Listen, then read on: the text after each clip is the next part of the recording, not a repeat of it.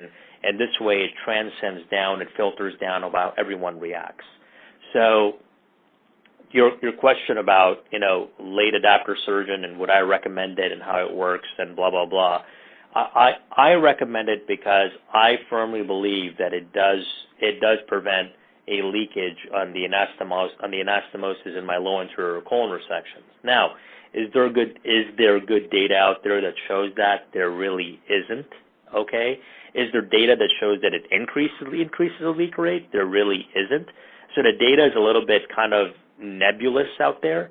And these are good studies that show nebulous data. So I think the best way to get someone to adopt a new technology or a new technique is to show them this is what the prospective trial showed, because prospective trials usually yield good data, and it's hard to argue against the numbers. That makes complete sense. And yeah, I agree with that. And a lot of the surgeons are asking for clinical evidence and just show the numbers. That's the most important thing right now. Right. So. Right. So in terms of the loading and I guess the loading of the device or the staple line reinforcement, do you know who usually loads the buttress for you? It's always, for me in my room, it's always my scrub tech. Do you always have the same scrub tech? I do. You do? Okay. I do. I always do. I have a dedicated colorectal team, Okay. which is unfortunately not how it is across the country.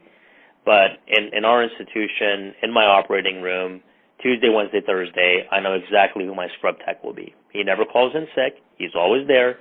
He'll stay late if I need him to stay there. He's dedicated to the team. And my circulating nurse is the exact same way. I know exactly who she is at all times. Okay, that sounds great because we've been asking or interviewing doctors, and like you said, that's not the case for everyone. Nope, and it certainly is not. Do you know how long it takes them to load and unload or just to load the attachment?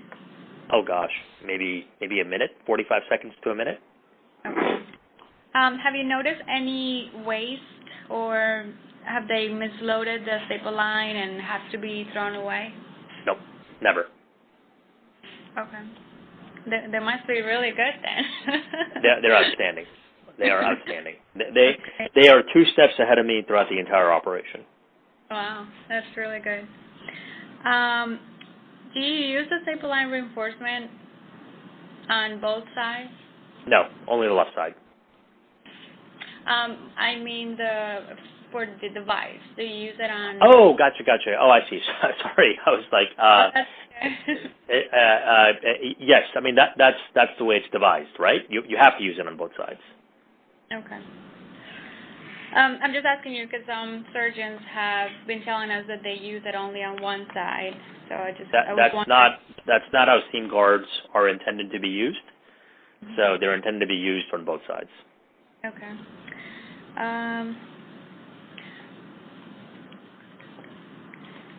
Have you noticed any challenges with the staple line reinforcement, like any dislodging or move it, or it moves around before you clamp or anything like that?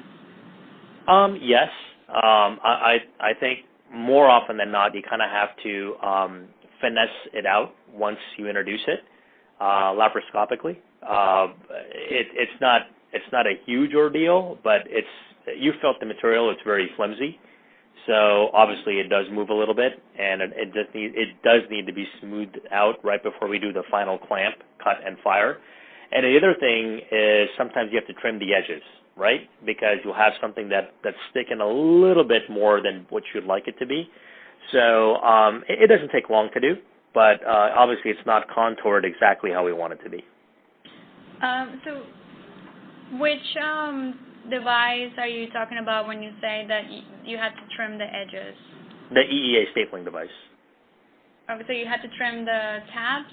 Is that correct? Is that correct? Okay. Have you used the staple line reinforcement that you have to use a gel for fixation?